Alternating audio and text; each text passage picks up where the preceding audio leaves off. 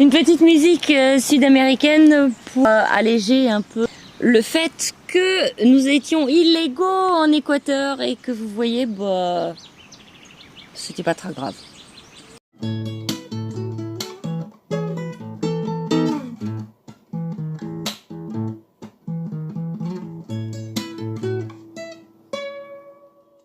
Alors à partir du moment où on a décidé de partir de chez Hans à Finca Sommerwind, où on a été bloqué donc plusieurs semaines, notre objectif principal était de gagner la frontière le plus rapidement possible. Et la raison de cette précipitation, c'est que on était dans l'illégalité, il faut bien le dire, du point de vue de la présence d'Oscar en Équateur. Alors pour comprendre ça, il faut savoir que on peut imaginer que le véhicule a une sorte de visa de résidence dans un pays donné. À chaque fois qu'on entre dans un pays, on importe temporairement le véhicule. Et donc il y a un papier qui s'appelle le TIP, le Temporary Import Permit, qui permet légalement de circuler dans un pays donné. Sauf que ce type, en Équateur comme dans la plupart des pays, il est de 90 jours seulement. On peut faire une extension, mais il faut être sur place. On est arrivé en Équateur le 11 juin, et que si on fait 90 jours après, ça fait juillet, août, septembre, donc on ne pouvait pas être là pour renouveler de 3 mois ce type. Manu est allé à Ibarra, chez un notaire, faire une procuration pour que Hans soit autorisé à sortir le véhicule au bout des 90 jours. Alors c'est qu'un papier administratif, c'est pas extrêmement grave, sauf que l'amende est importante parce que l'amende est de presque 400 € par 430 $ par jour. Par jour de retard. Donc il est important d'essayer d'éviter cette amende. Vous comprenez, les enjeux sont énormes. Donc avant de partir en France, début juillet, quand la grève était terminée, le véhicule était sorti d'Équateur, ce qui est tout à fait légal. Il avait un pouvoir notarié pour faire ça. Et puis par contre, ensuite, au lieu de rentrer en Colombie, il est rentré nulle part puisqu'il est revenu à son point de départ qui était aussi en Équateur. Mais cette fois, il n'avait plus de visa en quelque sorte. Et donc, il est resté longtemps entreposé en Équateur et là il n'y a pas de risque de contrôle. Simplement quand nous on s'apprêtait à repartir vers la Colombie, là il y avait un risque de contrôle sur les routes qui est alors plutôt un contrôle de douane que de police. Mais les contrôles arrivent et sont rares, chacun est libre de faire comme il veut. Nous on a estimé que le risque en valait la peine. On a échangé évidemment avec beaucoup de voyageurs sur la question. Et en tout cas, on balisait un petit peu ce jour-là, au moment où on est parti vers la frontière. Ouais, on n'était pas si serein que ça, puisque toi, tu as voulu quand même payer Hans pour qu'il nous serve d'éclaireur, en quelque sorte, et qu'il signale un éventuel contrôle. Donc, on est parti en convoi, donc on se croisait, on se décroisait, on se recroisait avec nos compagnons de voyage, c'était plutôt amusant ça. Et on a été très soulagés quand on est arrivé au poste de contrôle. C'est une frontière ouverte, donc la frontière est assez facile. En fait, on pourrait passer sans avoir du tout, sans être arrêté du tout par la police. Là-dedans, il n'y a pas de barrière, par exemple. Et donc, on était à ce moment-là très soulagés d'avoir pu enfin entamer un nouveau voyage parce qu'on entrait en Colombie. Alors, on savait qu'on entamait un nouveau voyage, mais que pas tout de suite, puisque à cause des éboulements, la panaméricaine était coupée. Du coup, on devait prendre une déviation qui rallongeait l'entrée dans le pays, en quelque sorte. Et tout de suite après la frontière entre l'Équateur et la Colombie, j'avais vu sur les réseaux sociaux une très jolie basilique construite dans des gorges. J'avais très envie d'aller la visiter. Donc nos copains qui habitent en Colombie ont bien voulu passer une nuit là-bas avec nous pour nous permettre de voir cette jolie basilique que moi j'imaginais quand j'ai vu les photos sur Instagram comme étant perdue au milieu des montagnes, etc. En fait, c'est quand même un lieu qui est assez populaire. C'est pas du tout le cas, c'est un lieu qui est touristique. Faut pas le cacher. Au point où il y a un téléphérique qui a été construit pour y accéder. C'est un gros téléphérique quand même. Alors le téléphérique, je crois pas qu'il ait été construit à cause de la masse touristique. Il a été construit pour qu'on puisse voir la basilique du haut. Nous sommes dans le téléphérique. Et effectivement, on a une vue magnifique sur la basilique quand on y arrive. Il y a une des choses intéressantes avec ce site, c'est qu'on a le droit d'utiliser le drone. Alors évidemment, ça pourrait être un peu polémique cette histoire. Nous, on a un tout petit drone qui fait pas beaucoup de bruit, donc on sait qu'on gêne très peu les gens, en fait, à l'exception du monde du décollage, donc on se met un peu à l'écart. Et on est très content de pouvoir partager ces vues aériennes parce qu'elles sont très belles et elles mettent en valeur la basilique. Et on souligne que on essaie de le faire vraiment dans le respect des autres et que d'avoir un minimum de gêne sur les autres. Je crois qu'on en a vraiment très peu. Donc on a cette très belle vue. Je pense que la construction elle-même se comprend surtout par rapport à son environnement dans ses gorges. L'histoire veut que, c'est un conte, mais qu'il y a une femme amérindienne qui serait venue dans le canyon, qui aurait marché en direction d'Ipiales et elle s'est abritée dans une grotte et là elle a senti quelqu'un qui lui touchait l'épaule, elle s'est retournée et elle a vu très brièvement la Vierge Marie, du coup elle a fait demi-tour et elle est revenue avec sa petite fille Rosa qui elle était sourde et muette et peut-être bien aveugle aussi. Et il y a eu un orage, donc elle s'est arrêtée et de nouveau la Vierge Marie est apparue et elle a sauvé sa petite fille qui a retrouvé ses sens. Par contre, elle s'est construite en plusieurs étapes et elle est garnie d'ex-voto. Alors il y a un nombre d'endroits pour mettre des plaques, pour faire des offrandes, oui, parce que partout. Depuis ce conte, c'est devenu vraiment un lieu de pèlerinage national en Colombie. Et il y a plusieurs fois par an de gros regroupements de population qui viennent faire des vœux un peu comme chez nous à Lourdes. Qui viennent en fait demander des faveurs et espérer un miracle en retour. C'est aussi simple que ça. Et il n'en demeure pas moins que l'endroit reste vraiment magnifique. Cette basilique, elle est quand même construite sur un canyon. Ouais. Et quand on rentre dans l'église, on voit la roche. C'est quand même très très étonnant. Et c'est beaux vitraux. Tu te souviens ? Absolument. Oui. Et en plus, c'est un lieu de culte vivant, au sens où les gens viennent effectivement prier. Donc ça c'est intéressant parce qu'on n'est pas dans une approche purement muséographique, en fait, on est dans une approche de culte en cours. Et ensuite, oui, il y a le musée qui explique donc la construction de la basilique et qui regorge de reliques. Et d'ailleurs, curieusement aussi, de reliques précolombiennes. Et le tout est ensuite, alors là c'est après une question de goût quoi, le soir mis en lumière avec ces éclairages colorés qu'affectionnent les Sud-Américains. Bon, on ne se prononcera pas sur l'aspect esthétique, mais il y a beaucoup de phares de couleur rouge, verte, jaune en fait qui donnent quand même une impression assez singulière, il faut bien dire. C'est pas moche. Non, c'est pas moche, disons c'est un peu bariolé quoi, le soir. En tout cas, j'ai lu que c'était excessivement touristique, qu'il y avait des dizaines et des dizaines de boutiques de souvenirs et de restaurants. Alors oui, il y a quelques boutiques de souvenirs. On a voulu acheter un autocollant pour Oscar. Et il y a quelques restaurants en bas, puisqu'on a acheté du poulet pour manger le soir. Mais c'est pas non plus...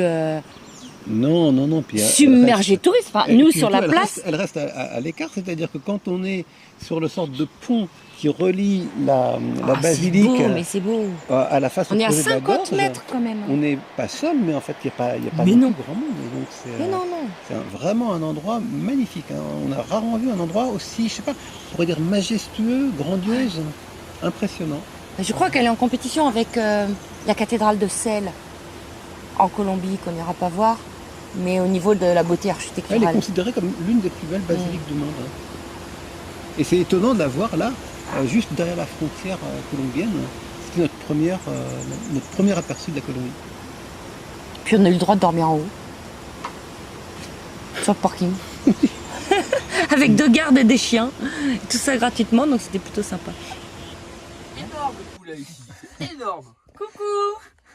Mais ça y est, on est posé dans Oscar et on se fait une petite bouffe. On a trouvé pommes de terre et des petites criolas. Des petites criolas. Des petites criolas à la basilique, donc voilà. L'étape d'après, c'était la ville de Pasto, qui était importante pour nous parce que c'est là qu'on pouvait prendre une assurance. C'est un peu lourd, il y a une procédure qui s'appelle le SOAT, qui a été automatisé, mais c'est super lourd, il faut passer à la banque, et tout ça nous a pris 4 heures. Ça fait partie des ennuis administratifs mineurs, mais bon, il faut en passer par là. Donc Pasto, on y est passé. Alors là, sur les images, on ne voit plus que le combi orange, puisqu'en fait, Isabella et Pedro, eux, étaient retournés en Équateur.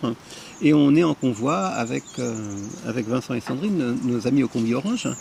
On se dirige à Pasto. Avant d'arriver à Pasto, déjà, on a vu des files d'attente de plus en plus longues aux stations-service parce que, à cause de l'éboulement, les camions transportant de l'essence ne pouvaient plus arriver. Mais on avait eu vent de ce problème et du coup on avait pris toutes nos précautions à Ibarra. Avant de partir, on avait rempli les bidons. Non seulement on avait rempli notre jerrycan principal, mais exceptionnellement on avait pris du carburant dans des grandes bouteilles en plastique pour être sûr d'arriver à bon port. Que voulait pas nous remplir le pompiste parce qu'il avait interdiction totale de remplir dans des bouteilles en plastique. Du coup c'est nous qui avons siphonné notre jerrycan dans les bouteilles en plastique et ensuite lui il a rechargé le jerrycan. Une fois Pasto passé, on continue la route en ayant pour objectif d'aller pratiquement jusqu'à l'endroit où débute la déviation. Déviation qui permet de contourner l'énorme éboulement dont on parle depuis des semaines. La route se présente sous la forme d'une bonne route, c'est la panaméricaine, donc très bonne route asphaltée. Il y a quand même beaucoup de montées et descentes, c'est montagneux. C'est pas des pentes très importantes, mais on voit de beaux paysages de part et d'autre. Très verdoyant. Très vert. Ouais. Un peu comme l'Équateur en même temps, c'est pas très différent, il y a une continuité bien sûr de la géographie. Et puis on voit aussi, c'est curieux, beaucoup de personnes qui ont l'air assez pauvres qui marchent le long de la route. Et on apprendra qu'il s'agit de Vénézuéliens qui viennent à pied de leur pays et qui parcourent comme ça des grandes distances sur plusieurs pays pour se rendre là où ils peuvent travailler. Alors ils ne sont pas très bien vus localement, ils sont vus un peu comme des chapardeurs, comme des facteurs de risque. Nous, on confesse qu'on ne les a pas pris non plus en stop. D'abord, il y en avait trop. Puis c'est vrai qu'ils ont l'air assez misérables et on ne sait pas trop comment gérer la situation. Ça fait mal au cœur. Ils campent au bord de la route. C'est des gamins. Hein. Oui, ils laissent pas mal de déchets. Oui, par contre, ils laissent des déchets. Mais ils ont des poussettes. Là, on est confronté au phénomène physique en fait, des migrations subies. On ne sait pas trop quoi en penser, bien sûr. C'est un sujet qui est humainement difficile. La Colombie a été vraiment très très accueillante vis-à-vis des Vénézuéliens et là ils commencent à en avoir marre. Quoi. Ouais. Alors ils vont dans les deux sens, hein, ça dépend un petit peu des saisons et parfois ils rentrent chez eux et on les voit là, le long de la route ça fait partie du paysage, c'est une réalité. Notre dernière étape avant d'arriver à cette déviation, c'est un stop très agréable en fait. On va recharger les batteries parce qu'on arrive dans un très grand espace qui est plutôt destiné au tourisme local. Et il y a notamment une immense piscine, très surprenante pour nous, une piscine de 25 mètres où on se trouve tout seul. Parce qu'elle est ouverte jusqu'à la nuit. On est hors week-end. De toute manière, le sud du pays est plus ou moins coupé du reste à cause de l'éboulement. Donc c'est une sorte de havre de paix. Avec quelques moustiques, il faut bien le dire. Mais à part ça, on profite de la piscine la nuit et c'est bien de pouvoir se détendre un petit peu avant la traversée de la déviation. Surtout que quand on a quitté Ibarra le matin, juste avant de dire au revoir à tout le monde, je me suis coincé le dos en voulant attraper quelque chose dans le frigo. Mais j'étais complètement coincée. Le voyage a été un peu difficile pour moi. Et quand j'ai vu cette piscine, j'ai eu super envie d'y aller, mais je savais pas parce que j'étais vraiment complètement coincée. Et en fait, c'était bien. Oh, parce que la douleur était complètement partie, donc j'ai pu nager. Alors Manu, qu'est-ce qu'on fait là? Ça fait depuis qu'on est arrivé ici en Amérique du Sud qu'on entend parler de ce blocage. Blocage de la route vers le centre de la Colombie et on est sur le point d'y arriver. Et pourquoi il y a un blocage? Il y a un blocage à cause d'un immense éboulement sur la route panaméricaine qui relie l'Amérique du Nord à l'Amérique du Sud. Donc c'est quand même un truc assez sérieux et on est sur le point d'y arriver là dans 5 minutes en oreillette. Et puis on avait des nouvelles plutôt rassurantes de ce qui se passait au niveau de la déviation. On a bien sûr synchronisé notre passage de manière à être là près le jour où le passage se fait dans un sens, parce que c'est une circulation alternée d'un jour sur l'autre. Et quelques resquilleurs qui nous ont dépassés, ils étaient mal vus d'ailleurs de la plupart des gens dans la file d'attente et ils ont été attrapés par la police, ce qui nous a bien fait rire. Et puis ensuite, on a constitué une longue file d'attente sur une route qui est devenue une piste dans la montagne. Piste un peu difficile, mais pas trop quand même, assez rocailleuse. Il y avait un petit peu de cohue, c'était surtout lié aux motos qui venaient en sens inverse, mais tout se passait plutôt bien dans la bonne humeur. Le fait est qu'on est juste resté plusieurs fois, près de 1 heure sur place, sans trop savoir ce qui se passait en fait. Mais simplement, je crois, parce qu'il y avait des voitures qui n'avaient pas la motricité suffisante, donc qui bloquaient un petit peu les passages difficiles.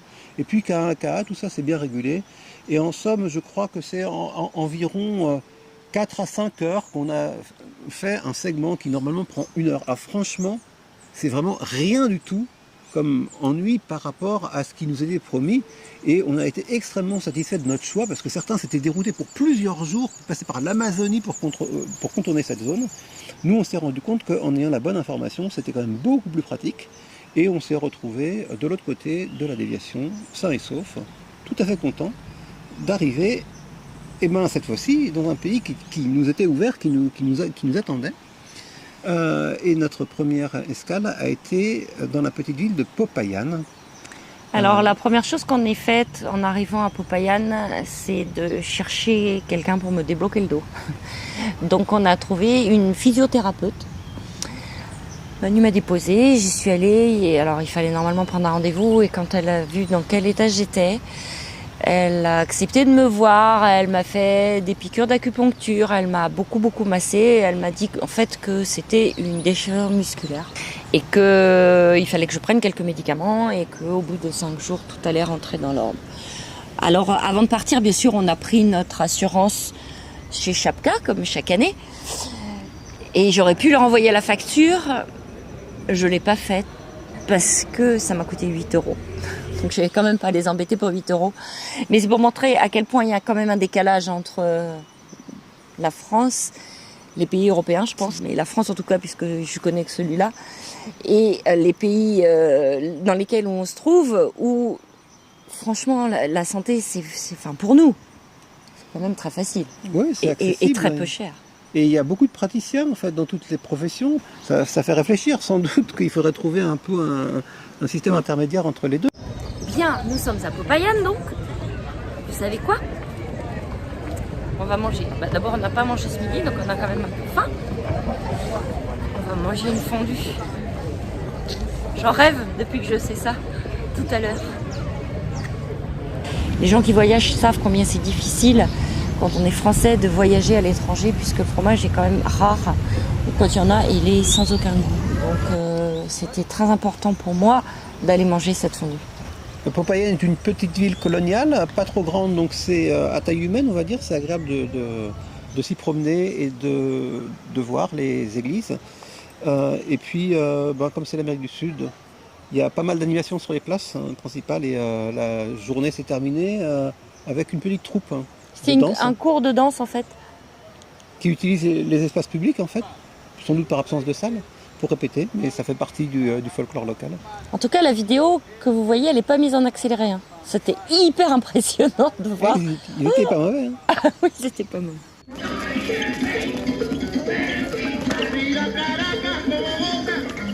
Et le lendemain matin, on a été prendre notre petit déjeuner dans un café où on a sorti une carte qu'on avait achetée juste avant dans une librairie pour savoir ce qu'on allait enfin faire, parce qu'on arrivait en Colombie et on n'avait pas de plan du tout, ça ne nous ressemble pas.